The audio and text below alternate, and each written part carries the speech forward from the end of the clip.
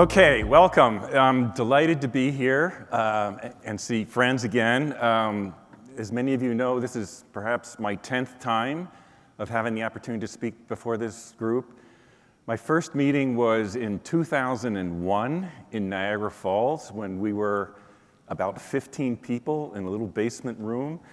Had a raffle to try to support the operation, and look how far we've come. So that's absolutely fantastic. So I heard that many people are here for the first time. Could you just raise your hand if this is your first meeting? So, okay, terrific.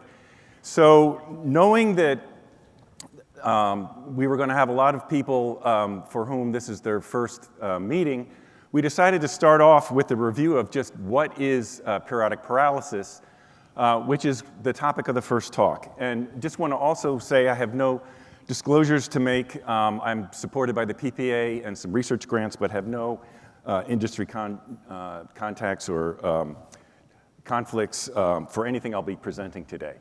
So I'd like to start off with your perspective. What is it like to have periodic paralysis? And the fundamental part of this whole syndrome, of course, is the recurrent episodes of weakness. And you should be aware that these come on gradually over tens of seconds to minutes. So this is not a drop attack or something like that. Oftentimes there's a period of apprehension or fatigue that may be the whole morning before an episode of weakness. But the key point is that it's gradual in onset. This progresses to maximum weakness over the course of minutes. That's then followed by spontaneous recovery. So without taking any medication whatsoever, you will get better over the course of hours to a day. And of course, this is one of the really perplexing medical aspects of this condition that's been recognized by over 100 years and has fascinated physicians and scientists to understand, what's going on here. This is very real. This is not a functional illness. This is not somebody who just isn't giving effort. Clearly, there's something intermittently wrong with the muscles, and how is it that there can be this profound weakness followed by spontaneous recovery? The weakness is usually symmetrical, and by that I mean the left and right sides of the body are equally affected. Sometimes it can be regional, so for example, the legs affected more than the arms, and other times it can be generalized. And that's another feature of the condition, that it's variable. So for the same individual at different points in time, not every episode is identical. And of course, across other members of the same family, their episodes might be very different from yours. And for other individuals, even more variability. The severity can range anywhere from you sense something is wrong, you know you're not at 100%, but others in the room don't appreciate the fact that you're experiencing some difficulties, to being severe to the point where you're unable to roll over in bed, can't reposition yourself, can't sit, can't raise an arm or a leg off the bed. So there's a huge range in variability. Fortunately, the muscles of swallowing and breathing and eye movements are largely spared. Sometimes they are affected, yes, of course, but fortunately, they're relatively spared, so episodes of respiratory arrest and failure are extremely uncommon, very uncommon. Another feature of the condition that's really not in the medical literature that I learned from speaking to you all is the pain that's associated with these episodes. So there's a lot of soreness. People say it's like my muscles are all torn up as though I had just run a marathon, that can occur as it's starting and into the recovery period. And that's not well represented in the medical literature, but it's a consistent feature that goes along with the syndrome. So another characteristic feature, besides the fact that there are these episodes of weakness that are variable in intensity but very real, is the fact that certain maneuvers or activities can bring on one of these episodes. And the most consistent trigger factor is exercise. And interestingly, it's really the rest that comes after exercise. So let me show you an example of this. Hopefully the clicker will start. Here goes the video. The captions are in Germany because my friend Ken Ricker sent me this. That says periodic paralysis attack. So this individual has had episodes of weakness throughout his life. Under controlled medical conditions here, he was on a stationary bicycle for 45 minutes and then asked to lie down on this mattress. So it's the rest after exercise, which is the risk period. And he's unable to sit up on his own. He's awake, alert, no sensory symptoms. His breathing is okay, but you can see he's trying to use his arms to help himself sit. Can barely get his leg up. And now, without any intervention, no administration of medications, you'll see how he begins to improve as the video continues here. Notice how his head is hanging forward, so his neck extensors are weak. They're asking him to try to raise his arms above his head. He's not able to. For those of you who can read German, a half hour later. So again, this is the spontaneous recovery. He's now able to raise his arms and even stand on his own. It's a little wobbly there, but you can see a dramatic improvement in strength. And again, this is a characteristic feature, typical attack of periodic paralysis. There's a lot of information out there in social media, on the web. Some of it's good, some of it is not exactly typical of periodic paralysis. This is a classic case. Jake Levitt, who shared his attack from one of these conferences, is also a very good resource to look at. So exercise isn't the only trigger. As many of you know, stress can be a big trigger, either physical or emotional stress, either one of which can release adrenaline, and for people with hypo-PP can trigger an attack. Changes in diet, and we're going to hear later this morning about the influence of diet on periodic paralysis. So it's well known that the amount of sugar intake or potassium can have a big effect, as well as alcoholic beverages. For some individuals, a cold environment is problematic, so people who live up in northern climates go outside in the winter, or in cold water trying to swim or something like that can be a problem. The message I want to leave with you is that as an individual, as an advocate for your own health, pay attention to your triggers. Keep a diary. Don't be over-influenced by what other people say. What do you feel? What do you experience? And by carefully attending to that, you can really improve your quality of life, because with all the science and all the medications that I'm going to talk about, the first line of intervention is minimizing the exposures to trigger factors. And that remains the same today. It's been the same advice for the last 100 years, and for many individuals, it makes a huge difference. I want to talk about another symptom that can accompany periodic paralysis in a subset of individuals with a certain type that I'll mention in a few minutes. And that's sort of the other opposite extreme. So instead of an inability to contract the muscles, there's an involuntary after contraction. So after making a fist, for example, you can't let go. Physicians call this myotonia. It's, again, fluctuates just like the weakness does. The myotonia is most prominent right after a forceful movement, after having been at a period of rest. It lasts for just a few seconds and can improve with repeated activity. This is the so-called warm-up phenomenon. For some types of myotonia, it can be made worse by ingesting potassium or changes in temperature. And as I said, usually within a few minutes of repeated exercise, the severity of the stiffness improves dramatically.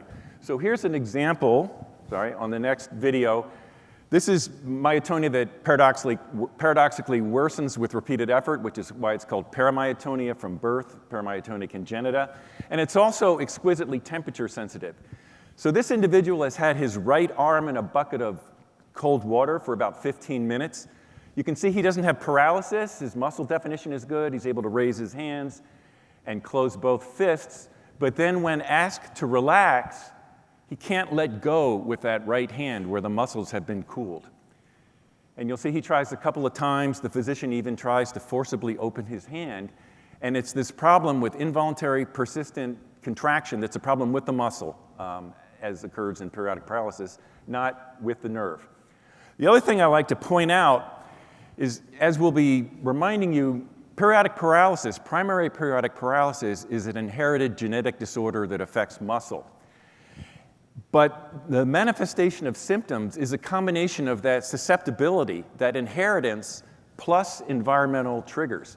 So here you just saw cold temperature being a strong trigger, and he was symptomatic with one hand and not the other. I think you can't ask for a more dramatic demonstration of the influence that environment has on muscle function in myotonia as well as in periodic paralysis.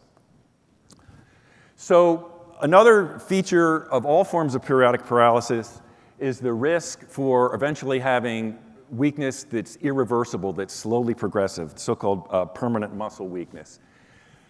The risk of this increases with age.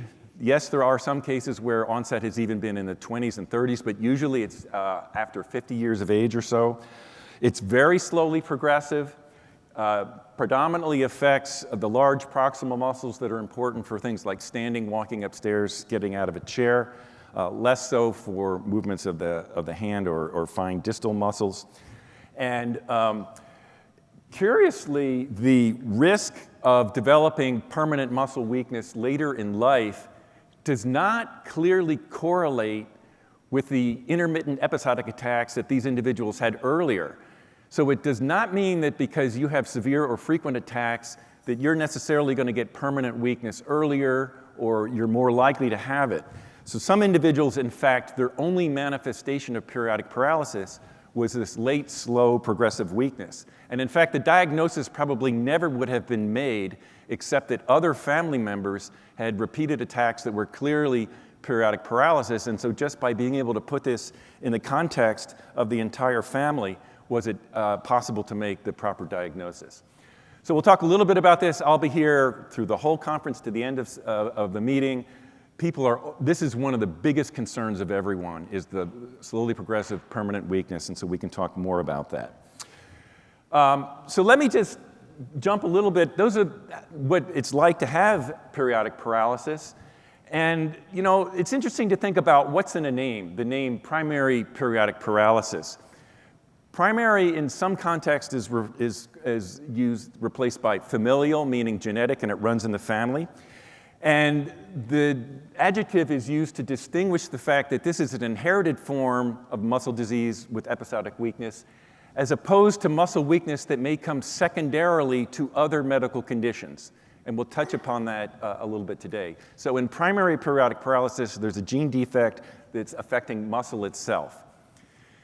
Periodic is actually an unfortunate term because there is nothing periodic about these episodes of weakness. They don't come on a regular cycle. There's no periodicity, but it's there. It's in the name. Paralysis is descriptive and immediately creates a picture of the fact that this can be severe, and so in that sense, it's useful. But as many of you know, or you saw in the videos, not every episode progresses all the way to complete inability to move or contract a muscle at all, which is the formal medical definition of paralysis. So really, it's a variable degree of muscle weakness, which physicians call paresis. So if we were describing this for the first time, I would call it familial episodic paresis, but I wasn't there in the beginning.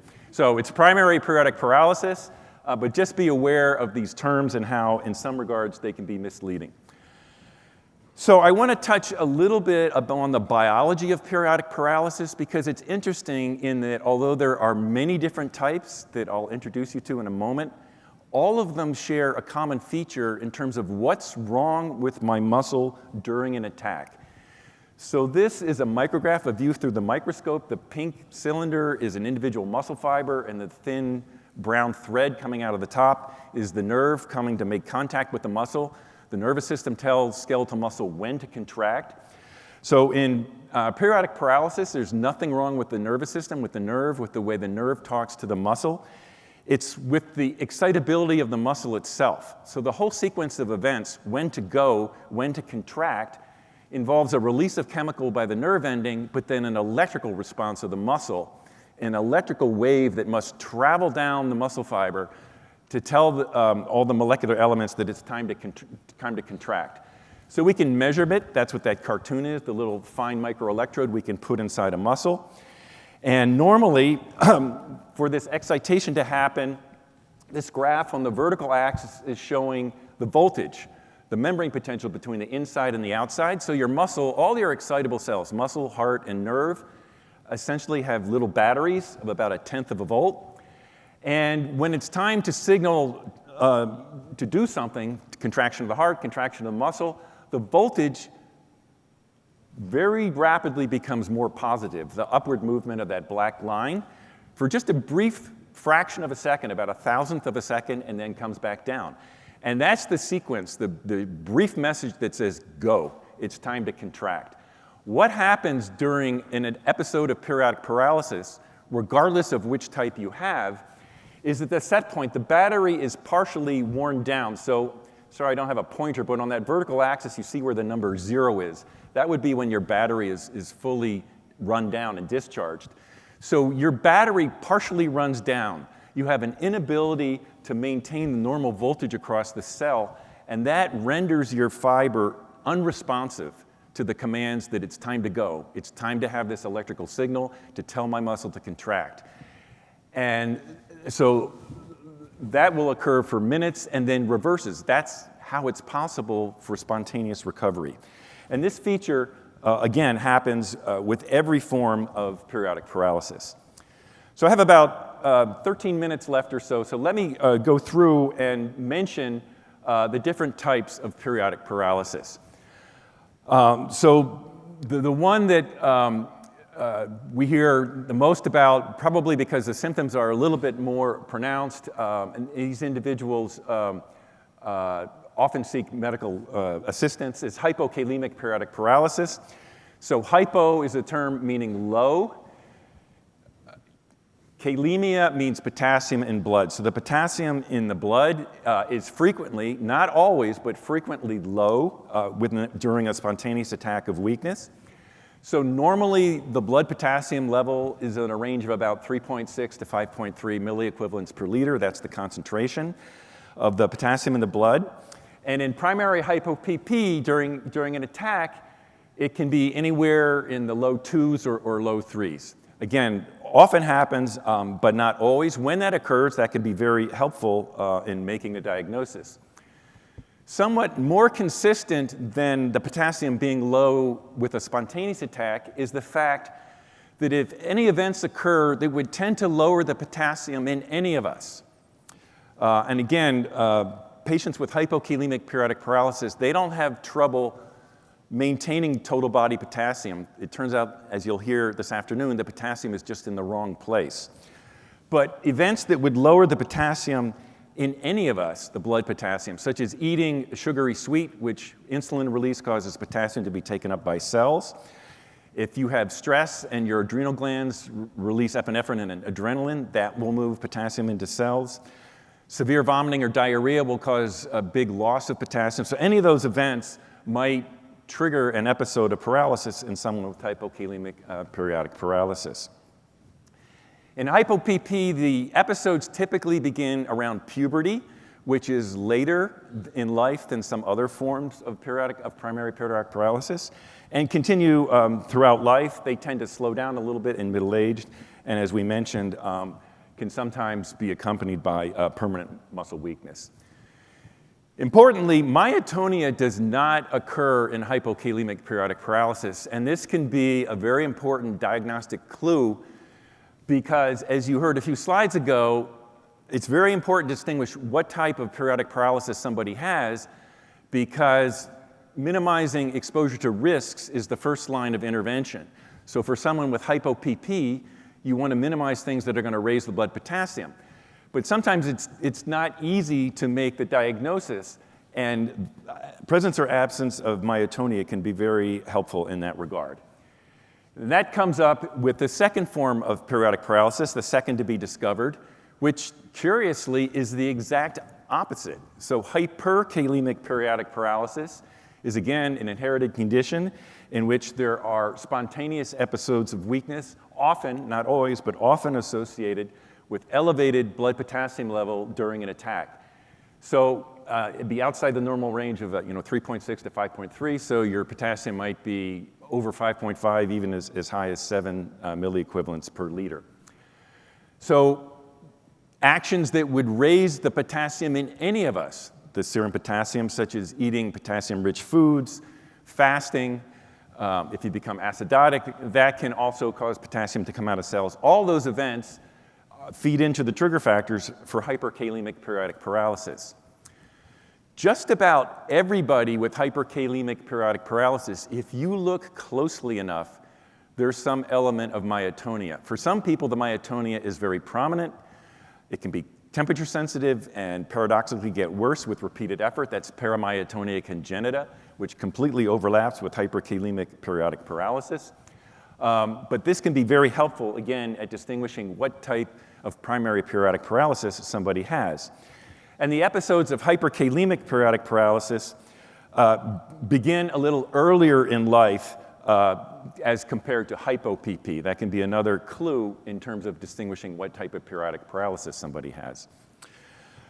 The third major form of primary periodic paralysis is the Anderson-Tawil syndrome. It's the most recent to be discovered. It's unique amongst the forms of periodic paralysis because tissues other than skeletal muscle are affected directly. So in Anderson-Tawil syndrome, it's the combination of susceptibility to periodic paralysis, cardiac arrhythmia, particularly with ventricular arrhythmias, and distinctive skeletal features that cause things such as short stature, small jaw, low-set ears, curved fingers or toes, go along with the Anderson-Tawil syndrome. Just like you've heard for the episodes of weakness, the features of Anderson-Tawil are extremely variable. So even within the same family, where affected members have the same genetic lesion, some might only have periodic paralysis, some might only have the cardiac manifestations, other individuals may have all three. So variability is a characteristic feature, and again, can make the diagnosis initially a little bit challenging. The potassium story with Anderson-Tawil syndrome is also a little bit more complex than in the other conditions. Most individuals have features that are similar to hypokalemic periodic paralysis. So when their potassium gets low, they become weak. They are improved by administering potassium salts. But others have had spontaneous episodes where the potassium is high. So we can go either way. So it's a little bit tricky, and I'll be happy to answer questions about that if people want to hear more. So, and myotonia does not occur in Anderson-Tawil syndrome.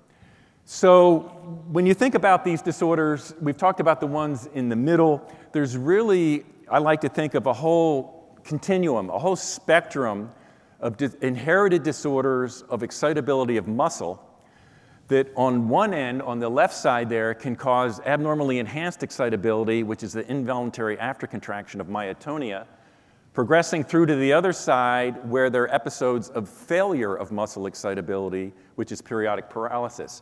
And interestingly, there are some individuals in between, those with hyper-PP and paramyotonia, where the very same individual can have both myotonia and periodic paralysis, which is interesting. So all of these share several common features. As I said, during an episode of weakness, the problem is your battery partially runs down and the muscle is refractory. It's not electrically excitable. And that's why the message cannot travel out through the muscle and say it's time to contract. These are all very rare diseases. You know that. You're all unique. The prevalence is about 1 per 100,000. So for any one of these conditions, there may be 3,000 or 4,000 individuals in the United States with this condition. All of these are inherited as what we call autosomal dominant traits. Autosomal meaning it's not on a sex chromosome, so male and females have equal susceptibility. Although for many women, especially with hypo-PP, their episodic attacks are milder, or they might not have them at all and might only have slowly progressive permanent muscle weakness.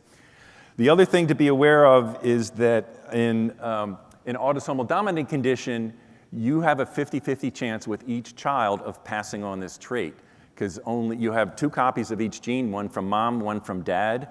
One abnormal gene in primary periodic paralysis is enough for that individual to have the condition.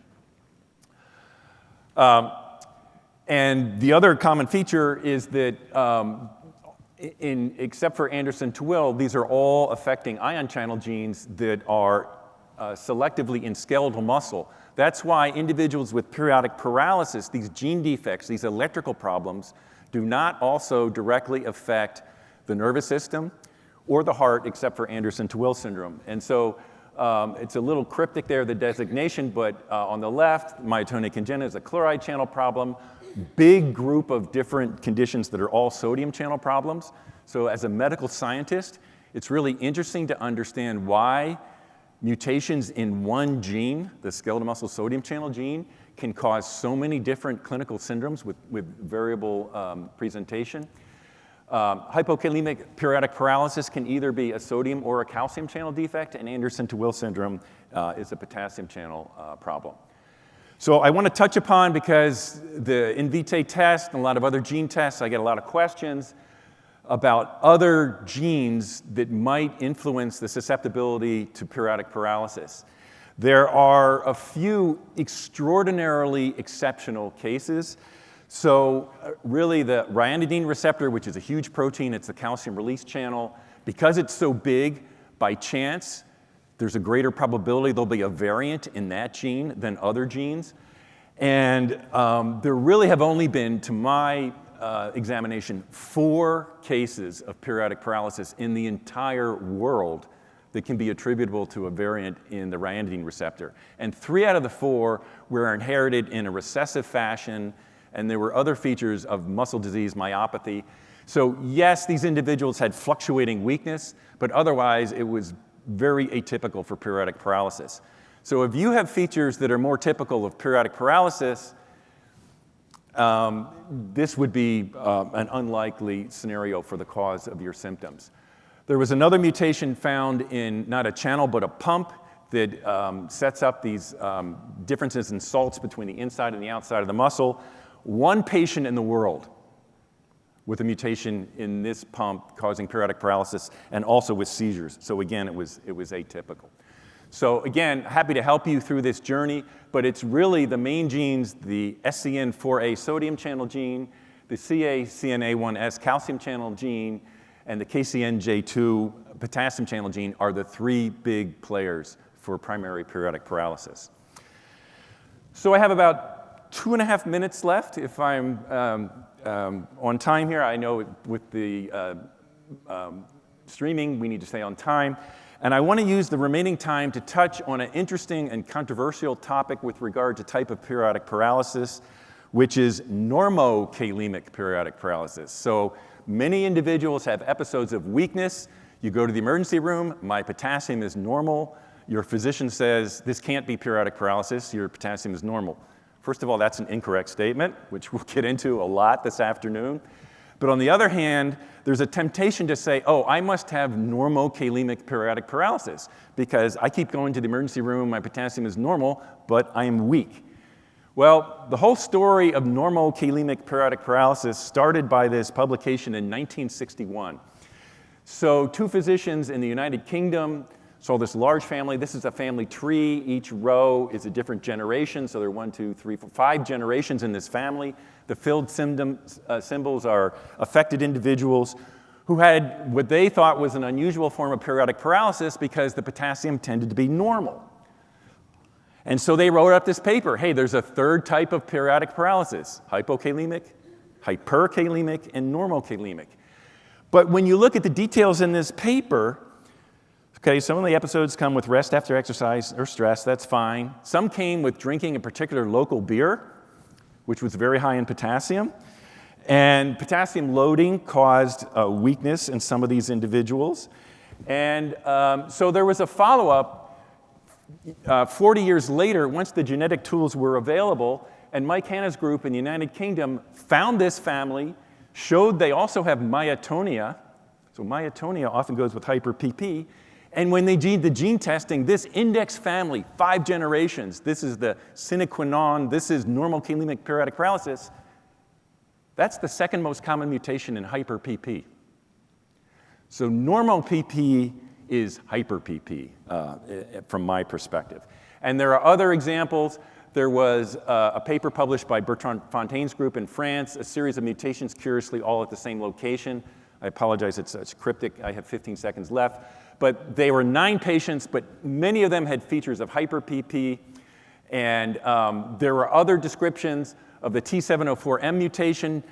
Hyper-PP, the most commonly occurring mutation, half of the patients reported did not have any change in potassium at any time when they went into the emergency room. So please be aware, even though you have a potassium-sensitive form of periodic paralysis, the potassium level might not be spontaneously abnormal, even while you're weak, while you're in the emergency room. Stay open-minded about that. I would also say that same thing happened for M1592V. Especially if you have recurrent episodes of weakness, but your potassium is always normal, you got to be open-minded. It could be any form of periodic paralysis. But if you also have myotonic involuntary contraction or myotonia on an EMG, then you certainly have a variant of hyperkalemic periodic paralysis, and that's what's going on. So I'll end there. We can just skip through this and offer, if we have time, answer any questions individuals might have. Thank you.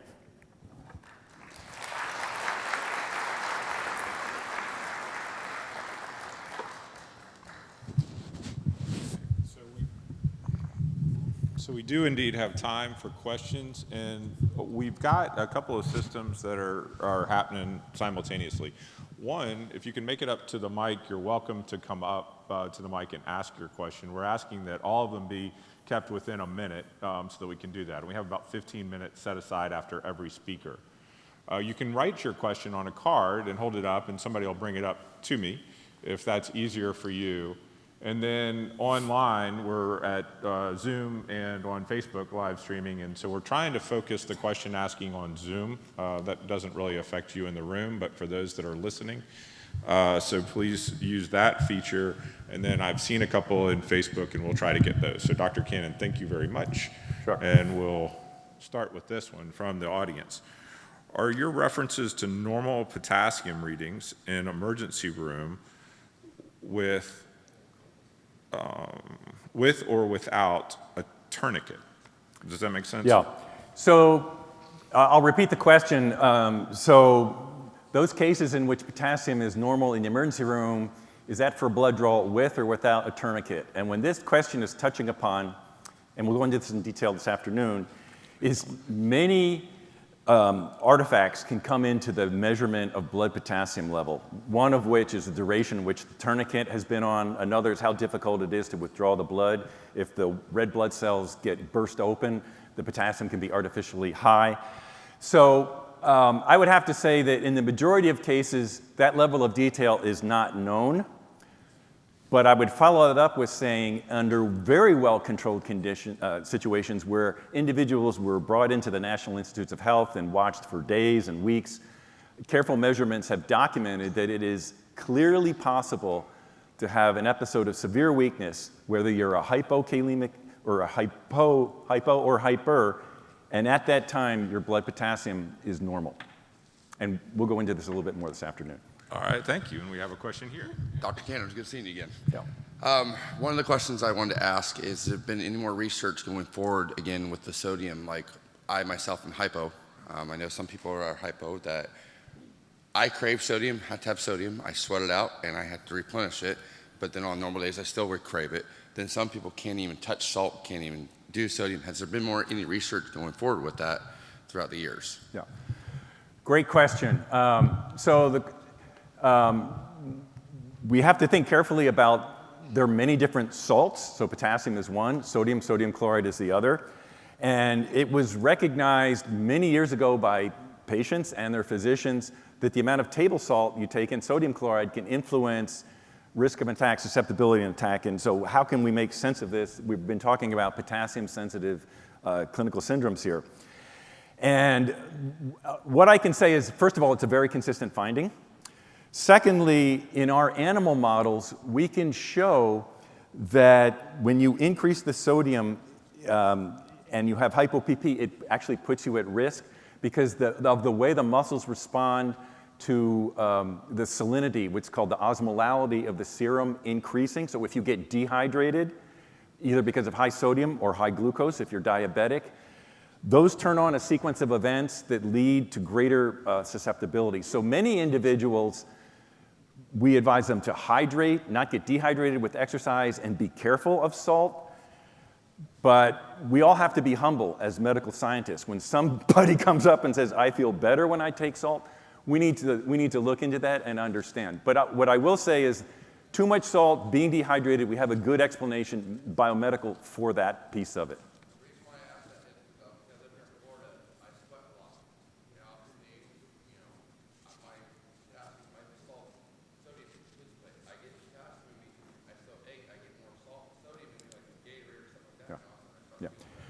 So just so those online can hear, the follow-up comment was, as a resident of Florida, you perspire a lot, and you lose a lot of salts in perspiration, particularly sodium.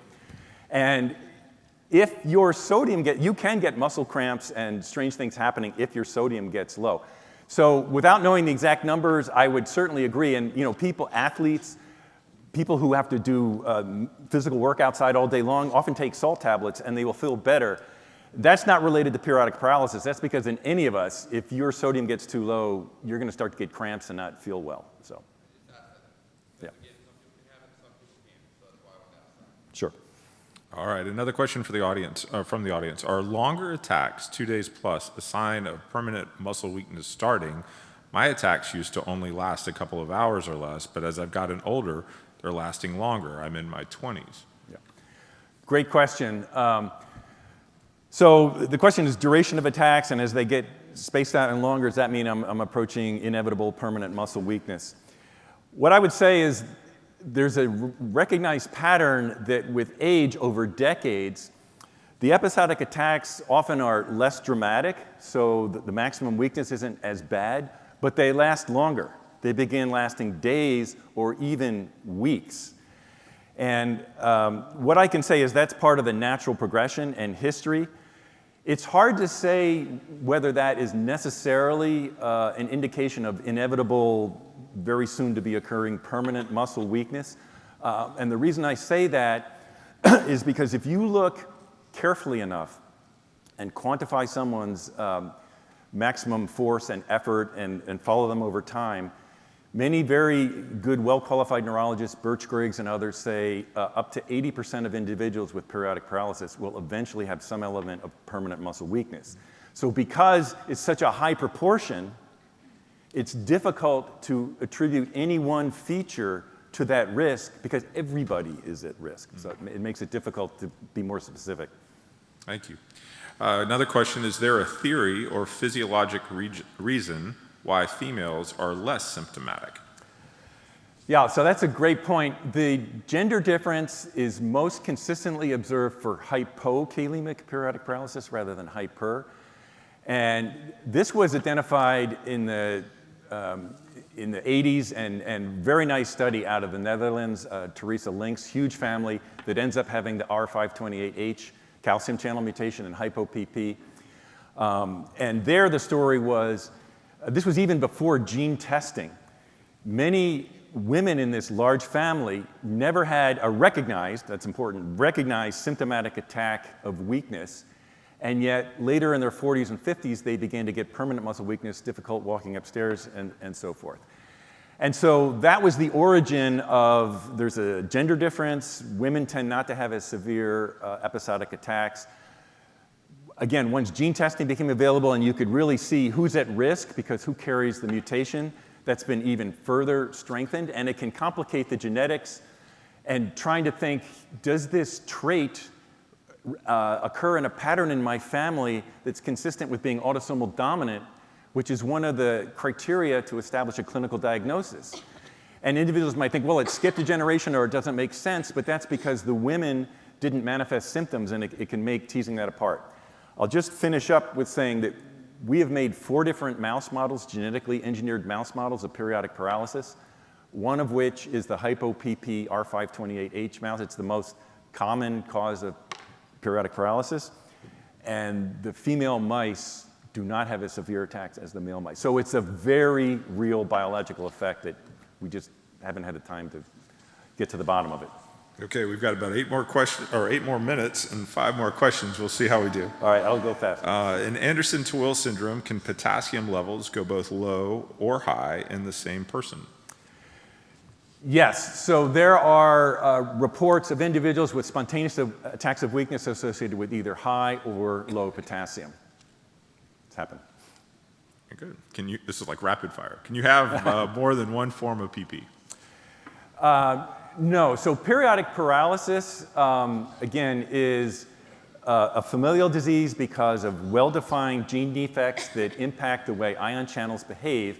And while there is variability in the symptoms, they never, in my experience, cross over to the point where someone can have both hypo and hyper, for example. Now, the caveat is Anderson-Tawil syndrome, it's a little bit more confusing, but there are other features, the cardiac and the skeletal, so that's a clear clinical entity. But classical hypo and hyper, you shouldn't be flipping back and forth between either. I've never heard of a case of lightning striking twice and one individual having a hypo-PP mutation and a hyper-PP mutation. The doctor says I have hyperkalemia, but have had instances where I was weak and the potassium was low. Does that mean I'm hypo? Yeah, and so as we'll get into more this afternoon, all of us have normal fluctuations in potassium. And by chance, somebody's might have been low, could be rebound while they're getting over an attack.